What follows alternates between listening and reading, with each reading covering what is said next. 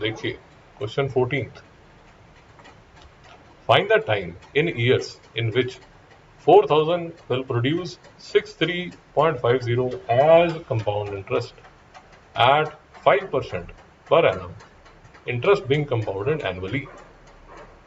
श्रेया जी, अब आप बोलिए, क्या समझ आया आपको इस क्वेश्चन में? सर हमें टाइम ढूंढना है अच्छा जी, वेरी नाइस, बहुत बढ़िया। और द प्रिंसिपल इज 630.50 और द अमाउंट इज 4000 ओके, और रेट 5% है पर एनम। फिर से एक बार क्वेश्चन पढ़ते हैं और फिर से लिखते हैं। Find the time in years, तो आप बोल रही हैं कि सर हमें तो टाइम ढूंढना है, ये बात है Shreya ji. Yes sir.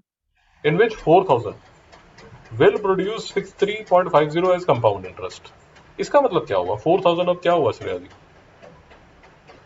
Sir नहीं समझा। भाई नहीं समझ आया तो समझना पड़ेगा ना, थोड़ा एफर्ट तो डालना पड़ेगा। आप समझ रहे हैं? आपको क्या यस। समझ आता है? आपको हिंदी में इसके बारे में क्या समझ आता है? नहीं समझा, बोल के चुप करके बैठ गए तो उसका तो कोई फायदा नहीं है आपको। बोलिए जरा, क्वेश्चन बोल के आ रहा है आपको? सर 4000 प्रिंसिपल है और 630 नहीं, एक सेकेंड, 4000 अमाउंट है और 630.50 प्रिंसिपल है। अच्छा चलो, ये भी बढ़िया। सुखी जी, आपको क्या समझ आता है? सर मुझे ऐसा लगता है कि ₹4000 प्रिंसिपल है और ₹630.50 कंपाउंड इंटरेस्ट है। बहुत बढ़िया सुखी जी, बहुत बढ़िया। तो सुखी जी, फिर एक बात बताइए, अमाउंट कितना होगा? सर अमाउंट फाइंड करने के लिए हमें प्रिंसिपल प्लस इंटरेस्ट करना पड़ेगा आई बहुत ही थिंक। बढ़िया, बहुत ही बढ़िया। तो आप ऐड करेंगे तो आंसर आ जाएगा 4630.50। आपको बात समझ आई? Yes sir. और रेट ऑफ इंटरेस्ट कितना Sukhi ji? Rate of interest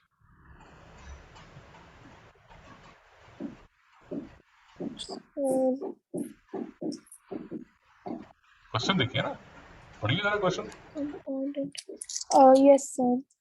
Find the time in years in which ₹4000 will produce ₹630.50 as compound interest at 5% per annum, interest being compounded annually. तो रेट कितना होगा भाई? Rate 5%. और फॉर्मूला कौन सा लगेगा? सर अमाउंट का फॉर्मूला प्रिंसिपल ब्रैकेट में 1 + r/100 raise to power time. Amount is equal to P 1 + r/100 raise to power time. Okay, तो जहां अमाउंट लिखा हुआ है वहां क्या लिख दूं? सर 4630.50 जहां प्रिंसिपल लिखा है वहां क्या लिख दूं? 4000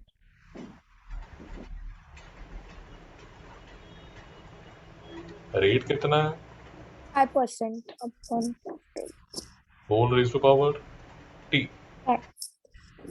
सुखी जी, कोई डाउट है? No sir.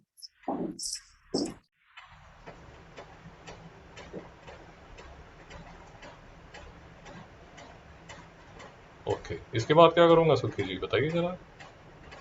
सर वो ब्रैकेट को सॉल्व करेंगे तो भाई ब्रैकेट तो बाद में सॉल्व करेंगे ना, हर क्वेश्चन। यस सर, सॉरी, हाँ बोलिए। 4630.5 अपॉन 4000। यस, हर क्वेश्चन में भाई सेम ही स्टेप है, आप परेशान मत हो जाया करो, सेम ही स्टेप होगा, कोई नई चीज नहीं होगी।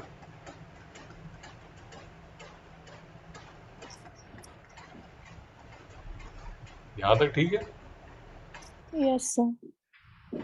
ओके, तो ये वाला जो डेसिमल है ये बेसिकली 4630.5 अपॉन 10 होगा।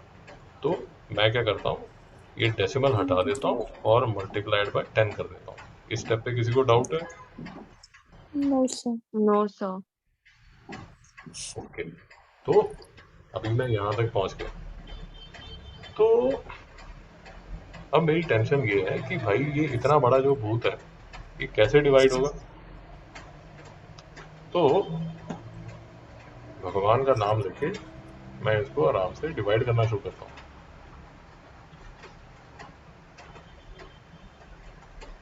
तो ये देखिए, मैं इसको थोड़ा साइड पे लिख देता हूँ ताकि मैं आराम से इसको डिवाइड कर सकूँ। 46305 अपॉन 4। मेरी बात समझ में आई? क्या किया मैंने? सिर्फ ये वाले 3 और ये वाले 0 को मल्टीप्लाई कर दिया। भाई यहाँ तक किसी को डाउट है?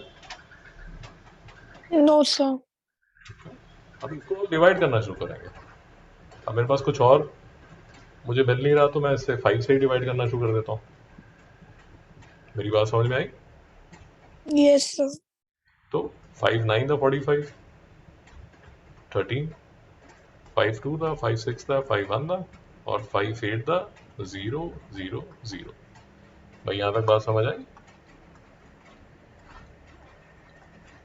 Yes, sir. अरे भाई 5 से तो डिवाइड कर लेते हो कि वो भी नहीं कर पाओगे?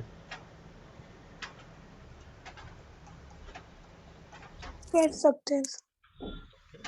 तो 1 प्लस 5 अपॉन 100 जो है वो आपको पता है किसके इक्वल हो जाएगा? 105 upon 100 raise to power T. तो फिर ये स्टेप में डाउट है आपको? No, sir. 9261 जो है, 9261 जो है वो ऑड नंबर है। 8000 जो है वो इवन नंबर है। तो ये दोनों को प्राइम हो गए। हजारों साल पहले हमने को प्राइम नंबर को डिस्कस किया था। को प्राइम नंबर आपस में डिविजिबल नहीं होते, तो इसलिए इसको आगे डिवाइड करने की कोशिश मत कीजिए, ये आगे डिवाइड नहीं होने वाला। नहीं समझ में आया मेरी बात? समझा समझ sir. गया सर। अच्छा, कोई एक चांस ये भी हो जाता है कई बार कि 3 से डिविजिबल हो जाता है या ऐसे किसी नंबर से हो जाता है, वो भी यहाँ पर दिख नहीं रहा। तो बस ये स्टोरी यहीं पर खत्म हो जाती है। तो ज़्यादा इसको आगे बढ़ाने की कोशिश मत कीजिए। अब फोकस कीजिए राइट हैंड साइड पे। राइट हैंड साइड को मैं लिख सकता हूँ 21 upon 5 to the 1 5 to the upon T. इस स्टेप में किसी को डाउट है? No, sir. भाई यहाँ तक किसी को डाउट है तो रोक लीजिए। No sir. ओके, अब इसके बाद जो है काफ़ी बार आपको समझाया गया, आपको एक बात समझनी पड़ेगी कि ये जो 9261 अपॉन 8000 जो आपको नज़र आ रहा है, this is equal to 21 upon 20। अब आपको एक कॉन्फिडेंस चाहिए, और वो कॉन्फिडेंस क्या चाहिए?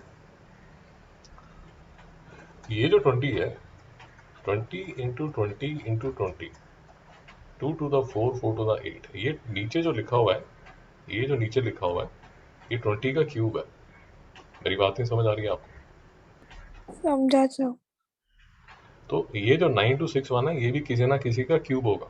मेरी बात नहीं समझ आई आपको? समझा sir. श्रेया जी क्या बोला मैंने?